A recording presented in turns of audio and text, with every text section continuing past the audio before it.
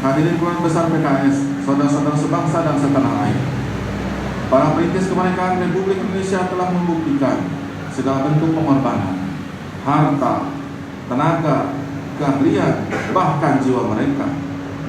Banyak pahlawan yang dimakamkan di Taman Makam Pahlawan, tetapi lebih banyak lagi pahlawan yang tidak dikenal dan tidak diketahui di mana makamnya. Untuk itu marilah kita doakan para pahlawan, baik yang dikenal ataupun tidak dikenal, termasuk para perintis Partai Keadilan Sejahtera, guru-guru kita, dan sahabat-sahabat kita yang telah mendahului kita. Isme bukanlah cerita fiktif atau mitos, namun kenyataan yang hadir di tengah kehidupan kita. Bukan kisah masa lalu, melainkan fakta yang bisa ditemukan pada hari ini di sekitar kita. Kita juga bisa menjadi patriot yang mengharumkan bangsa.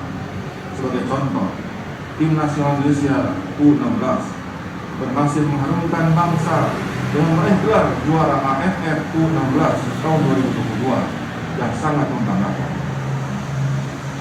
Bahkan patriotisme dapat hadir di rumah kita, dari orang-orang terdekat dengan kita, dari sosok orang tua yang melahirkan dan membesarkan kita. Pengorbanan tulus mereka bisa memberikan sentuhan semangat patriotisme kepada putra-putrinya. Sebelum timnas U16 bertanding di final, mereka diminta untuk menatap foto kedua orang tua mereka masing-masing, memohon doa dan restu kepada orang tua.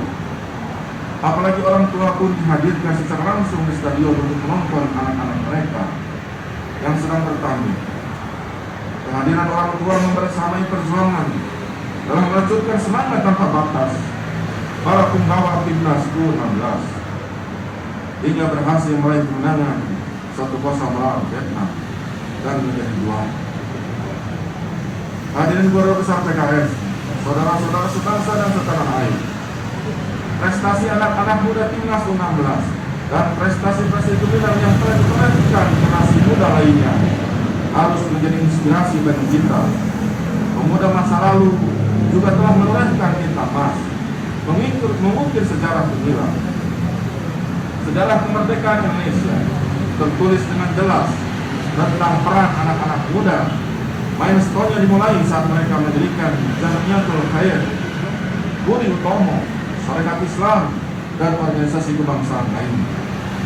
Kemudian dilanjutkan dengan Sumpah Pemuda 1928 dan puncaknya proklamasi kemerdekaan 17 Agustus 1945. Suatu hari sebelum hari bersejarah tersebut, Bung Karno diculik oleh anak-anak muda yang dibawa ke Rengas Dengklok, Karawang. Mereka mendesak agar Bung Karno segera mendeklarasikan kemerdekaan Indonesia. Pasca kemerdekaan, peran pemuda tidak surut. Mereka terus bergerak dan berjuang ketika situasi bangsa dianggap sudah keluar dari cita-cita para pendiri bangsa. Mereka menyuarakan aspirasi rakyat agar didengar dan diperhatikan oleh penguasa, telah berperan signifikan mengantarkan bangsa Indonesia pada era baru reformasi yang lebih baik. Oleh karena itu, anak-anak muda hari ini harus meneladani pendiri bangsa. Mari kita menjadi patriot masa kini dengan memberikan karya nyata di berbagai bidang keahlian masing-masing. Pemuda sampai kapanpun dan dimanapun harus tetap menjadi agen perubahan. Mereka berteriak paling lantang ketika ketidakadilan dan kesewenang-wenangan merebak di mana-mana. Mereka harus ada di garda terdepan saat rakyat tak lagi mereka tak lagi merdeka menyuarakan aspirasinya. Hadirin keluarga besar PKS, saudara-saudara sebangsa dan setanah air, peringatan hari ulang tahun kemerdekaan ke-77 Republik Indonesia perlu dimaknai sebagai momentum penting mengevaluasi perjalanan bangsa dan memproyeksikan langkah-langkah perbaikan ke depan. Sudah sejauh mana bangsa kita berhasil mewujudkan cita-cita para pendiri bangsa? Saat ini bangsa-bangsa di dunia sedang menghadapi krisis global yang nyata. Pemulihan ekonomi pasca pandemi COVID-19 ditambah perang Rusia dan Ukraina telah berdampak terjadi krisis pangan dan krisis energi secara signifikan di berbagai negara. Dalam kehidupan sehari-hari kita menyaksikan terjadi kelangkaan minyak goreng dan harganya melambung tinggi. Kita sempat miris yang kesulitan untuk memperoleh minyak goreng, bahkan harus berebutan dan saling sikut satu sama lain. Kita patut merenung ternyata untuk mendapatkan hak-hak dasar saja rakyat masih kesulitan. Bahkan hari ini masyarakat juga mengeluhkan kenaikan harga BBM. Masalah lainnya adalah ancaman disintegrasi bangsa akibat banyaknya narasi-narasi yang pecah belah yang terus saja diproduksi. Jika ini dibiarkan, maka potensi perpecahan bangsa akan semakin nyata. Kita harus bersatu, jangan sampai turun kebangsaan yang telah susah payah dirajut oleh para pendiri bangsa terkoyak-koyak kembali. Mari kita jaga keutuhan NKRI. Tempat hukum bagi warga negara jangan sampai hanya menjadi slogan belaka.